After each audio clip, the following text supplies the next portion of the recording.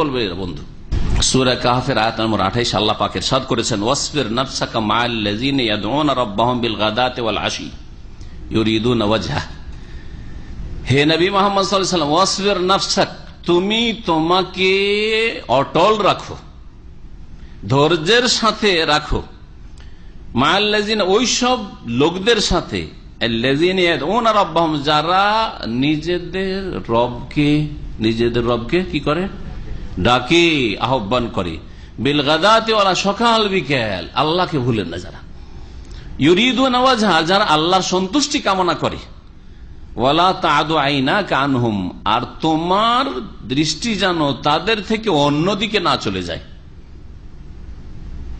মানে ধনীদের দিকে, পয়সাওয়ালাদের দিকে, যারা প্রভাবশালী, যাদের মাধ্যমে দুনিয়ার উন্নতি হবে, ওই দিকে যেন নজর না যায়।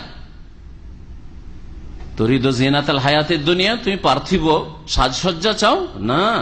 এই হাদিস যখন আমাদের সামনে আসলো যে দিনদার মেয়েকে বিয়ে করতে হবে, দিনদারিকে এক নম্বরে রাখতে হবে, তারপরে বাকি গুণগুলি যদি পান, যেগুলো আপনার কাম্য পার্থিব ক্ষেত্রে পান তো ভালো কথা, না পেলে কোনো দোষের কথা নাই।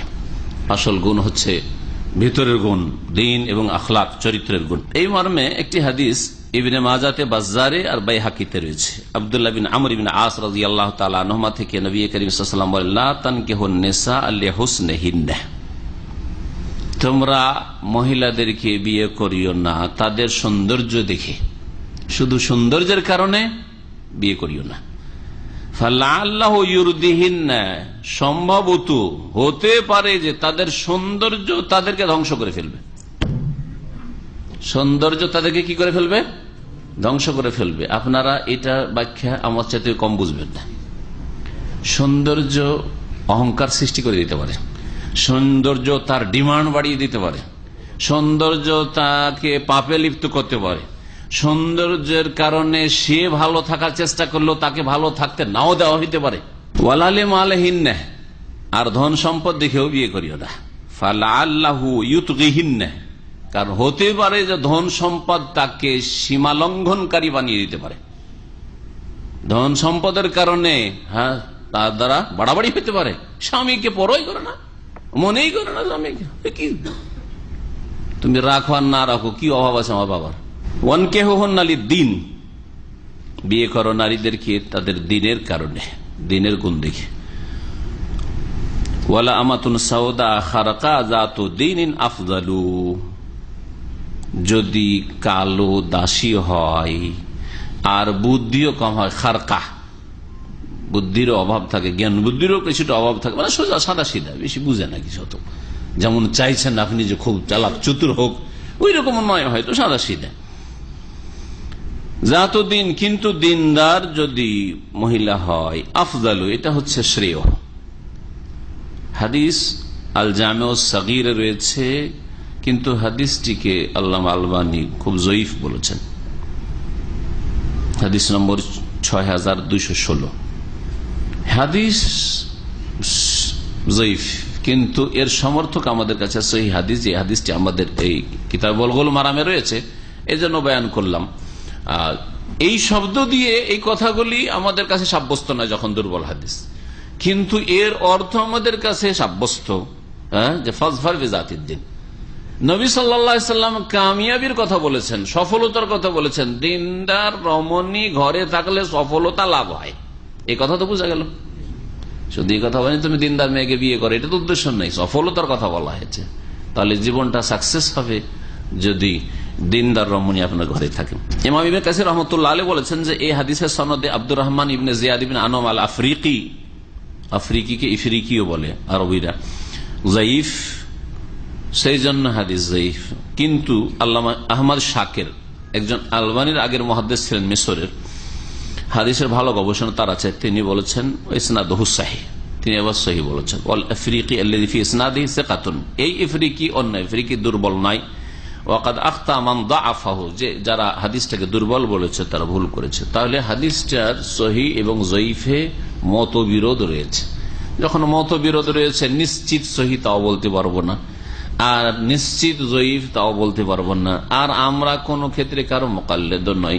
আর যদি এই শব্দ দিয়ে আমাদের কাছে প্রমাণিত নাও হয়, তো কমপক্ষে আমরা জানলাম যে এর সমর্থক সহিহ হাদিস আমাদের কাছে আছে। ফাজফার বিযাতিদ্দিন। বরং কোরআনে কারীমের আয়াতে সমর্থন রয়েছে। কোরআনে কারীমের আয়াত রয়েছে, ওয়ালা তানকিহুল মুশরিকাতি হাত্তা ইউমিন্না, মুশরিকা নারীদেরকে বিয়ে করিও না যতক্ষণ পর্যন্ত ঈমান না নিয়ে আসে, যতক্ষণ না ঈমান নিয়ে আসে। ওয়ালা আমাতুম মুমিনাতুন খায়রুম মিন মুশরিকাতিন ওয়ালাউ আজাবাতকুম, আর শুনে রাখো মুমিন দাসী, কিত দাসীও যদি হয়, দাসী স্বাধীন নয়, অন্যের ঘরে দাসী, খায়রুম মিন মুশরিকা, এই মুমিন দাসী কিত দাসী হচ্ছে শ্রেষ্ঠ, মিন মুশরিকা, মুশরিক নারীর চাইতে। নাকেরার ক্ষেত্রে বালাগাতের কিতাবে আমরা কায়দা পড়েছি যে মুশরিকাতুন নাকেরা মানে মুশরিকাতিন আযীমাতিন, যদি সম্ভ্রান্ত পরিবারের কোন মুশরিকা, হ্যাঁ রে নেতার বাড়ির, নেতার মেয়ে, হ্যাঁ নেতার বোন, হ্যাঁ বড় পুঁজিপতির মেয়ে, তার চাইতেও কিন্তু মুশরিকা। আর মুমিনা যে সে হচ্ছে দাসী, সে অনেক ভালো, অনেক ভালো তোমার জন্য।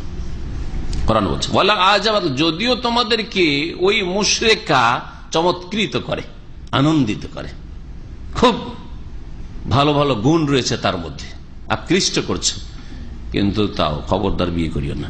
ওয়ালাউ তুনকিহুল মুশরিকিন হাত্তা ইউমিনু, আর মুশরিক ছেলেদের সাথেও বিবাহ দিও না। ওয়ালা তুনকিহু বলেছেন, বিয়ে দিও না, তাহলে বোঝা গেল যে মেয়েরা নিজে থেকে বিয়ে করলে কাজ হবে না, বিয়ে দিতে হয় তাদের।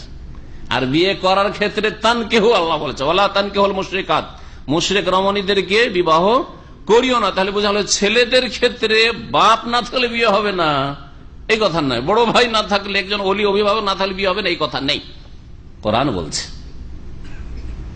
বুঝছেন না? সুতরাং নবী সাল্লাল্লাহু আলাইহি ওয়াসাল্লামের হাদিসের সমর্থন কোরআনে কারীম আয়াতে রয়েছে, লা নিকাহা ইল্লা বিওয়ালিন, মেয়েদের বিবাহ হয় না, সাবালিকা হোক আর নাবালিকা হোক, বিবাহিতা হোক আর অবিবাহিত, কুমারী হোক অথবা বিধবা তালাক প্রাপ্তা হোক। লা নিকাহা ইল্লা বিওয়ালিন, হ্যাঁ অভিভাবক ছাড়া, শরীয়ত সম্মত অভিভাবক ছাড়া বিবাহ হয় না, বিবাহ হয় না। ওয়ালা তুনকিহুল মুশরিকিন, মুশরিক ছেলেদের সাথে, যুবকদের সাথে, পুরুষদের সাথে বিবাহ দিও না, হাত্তা ইউমিনু, যতক্ষণ পর্যন্ত মুমিন মুসলিম না হবে।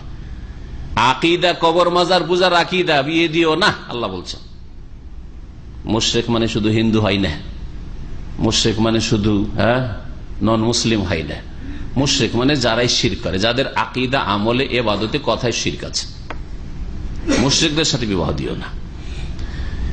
ওয়ালা আবদুম মুমিনুন খায়রুম মিন মুশরিক, আর শুনে রাখো অবশ্যই মুমিন কিত দাস, খায়রুম মিন মুশরিক, বড় বড় মুশরিক নেতার ছেলে, হ্যাঁ পুঁজিপতির ছেলের চাইতেও বেশি শ্রেষ্ঠ মুমিন কিত দাস, যদি চাকরও হয়, কারো গোলামি করছে তাও ভালো। ওয়ালাউ আজাবাকুম, যদিও তোমাদেরকে কোন মুশরিক ছেলে চমৎকৃত করে, খুব সুন্দর ভালো ছেলে, ভালো গুণ আছে, তার পার্থিব গুণ আছে না, উলাইকা ইয়াদউনা, কেন উলাইকা ইয়াদউনা ইলান নার, কারণ এরা মুশরিকরা জাহান্নামের আগুনের দিকে ডাকছে। আল্লাহু ইয়াদউ ইলাল জান্নাহ, আর আল্লাহ জান্নাতের দিকে ডাকছেন। তুমি জান্নাতের দিকে যেতে চাও, তাহলে তোমার ঘরের স্ত্রীটা মুমিনা হইতে হবে। তুমি যেই ছেলেটাকে মেয়ে দিবে, বোন দিবে, সেটা মুমিন হইতে হবে, না হলে খেয়ানত করবে তুমি, খেয়ানত করবে তুমি যদি মুশরিকের ঘরে বিয়ে দাও, বেনামাজির ঘরে বিয়ে দাও, হ্যাঁ বেদিনের ঘরে বিয়ে দাও, দুনিয়া দেখে শুধু দাও। আল্লাহু ইয়াদউ ইলাল জান্নাতি ওয়াল মাগফিরাতি বিইজনিহি, আর আল্লাহ রাব্বুল আলামিন তার জান্নাতের দিকে আর মার্জনার দিকে আহ্বান করছেন তার অনুমতি ক্রমে। ওয়া ইউবাইয়িনু আয়াতিহি লিন-নাস লাআল্লাহুম ইয়াতাযাক্কারুন, আল্লাহ পাক তার আয়াতগুলিকে বিশদভাবে বর্ণনা করেন যাতে লোকেরা উপদেশ গ্রহণ করে। এই হাদিস থেকে আরো বোঝা গেল যে আপনি কখনো মেজরিটিকে আপনার জন্য আদর্শ মনে করবেন না। সমাজের লোক সবাই তো তুনকাহুল মারাত, তাহলে সমাজের লোক কি করে, সাধারণত মেজরিটি এইসব দুনিয়ার গুণ দেখে বিবাহ শাদী করে, খবরদার, তারা তোমার জন্য আদর্শ নয়। তোমার জন্য আদর্শ হচ্ছে রাসূলুল্লাহ সাল্লাল্লাহু আলাইহি ওয়াসাল্লাম, কোরআন এবং হাদিস। এই হাদিস থেকে আরো বোঝা যায় যে মানুষের যেন দৃষ্টি এক ভঙ্গি একেবারে খুব সংকীর্ণ না হয়, দূরদর্শিতা যেন থাকে। যে কোনো কাজের ক্ষেত্রে, কোনো পদক্ষেপ নেওয়ার ক্ষেত্রে কি থাকে, দূরদর্শিতা থাকে। এটা কেন করে বোঝা গেল? কারণ যদি পয়সাওয়ালার ঘরে বিয়ে করতে পারেন, নগদ নগদ বেনিফিট শুরু হয়ে গেল। সুন্দরী মেয়ে যদি ঘরে উঠাইতে পারেন তো নগদ নগদ আপনি, হ্যাঁ, সুন্দরী রমণী পেয়ে গেছেন, মাশাআল্লাহ। হ্যাঁ, যদি ভালো বংশে একটা ঢুকতে পারেন বিয়ে করে, তাহলে নগদ নগদ শুরু হয়ে গেল। এগুলো হচ্ছে কি সংকীর্ণ দৃষ্টিভঙ্গি। আর দূরদর্শিতা হচ্ছে যে এগুলো গুণ নাই থাক, দিন আছে আমার। এই দিনের ফল যদি আমি এখন নাও পাই, সুন্দরী অত নয়, পয়সাও নাই, হ্যাঁ, ওই রকম বংশেরও নয়, ইত্যাদি, দুনিয়ার এইসব নেই, কিন্তু দিনের কারণে হবে কি অনেক দূর পর্যন্ত দৃষ্টি রাখেন। দূরদর্শিতা মানে শুধু আখেরাত, এ বলছে আখেরাত, শুধু আখেরাত নয়, কারণ ভালো জমিতে ভালো ফসল হয়, ভালো জমিতে ভালো ফসল হয়। নবী সাল্লাল্লাহু আলাইহি ওয়াসাল্লাম একটা হাদিসে রয়েছে, আল মাম্বাতুসু, খারাপ জমিনে, খারাপ ভূমিতে কখনো ভালো ফসল উৎপন্ন হতে পারে না। হবে নাকি? তো আপনার স্ত্রী হচ্ছে নিসাউকুম হারসুল লাকুম, ক্ষেত খামার, আপনার জমি, হ্যাঁ, সেই জমি আপনার যদি ভালো হয় তো ফসল ভালো হবে। তো দূরদর্শিতা হচ্ছে যে যদিও সুন্দরী নয়, কিন্তু নেক মেয়ে যদি বিয়ে করি তো ভালো আমার ছেলে মেয়েদের তরবিয়ত করবে, ছেলে মেয়েরা ভালো দিনদার পরেশগার হবে, এরা আল্লাহ ভীরু হবে, এরা আলেমে দিন হবে, দিনের খাদেম হবে, এরা আমার জন্য দোয়া করবে, এবং এরা আমার দুনিয়ার ক্ষেত্রে, আপনাকে কেউ চিনত না, কিন্তু আপনার ছেলেরা ভালো আলেম হওয়ার কারণে আপনাকে দুনিয়া চিনে গেছে, অমুকের ছেলে, আপনার নাম কেউ চিনত না, আপনি এমন লোক যেন কেউ জানত না হয়তো, ঠিক কিনা? অনেক মানুষ রয়েছে যে ওকে কেউ চিনত না, ও পরিচিত হয়েছে ওই ছেলের মাধ্যমে বা মেয়ের মাধ্যমে। এটা হচ্ছে দূরদর্শিতা, দুনিয়ার দূরদর্শিতা, দুনিয়ারও লাভ, দিনের লাভের সাথে দুনিয়ারও লাভ রয়েছে। আল্লাহ পাক একেবারে দুনিয়া দেবেন না এই কথা তো বলেন নাই, কিন্তু একটু দূরদর্শিতা লাগবে, আপনার ফায়দাটা যেন সুদূর প্রসারিত হয়। আর আখেরাত তো আছেই। এই হাদিস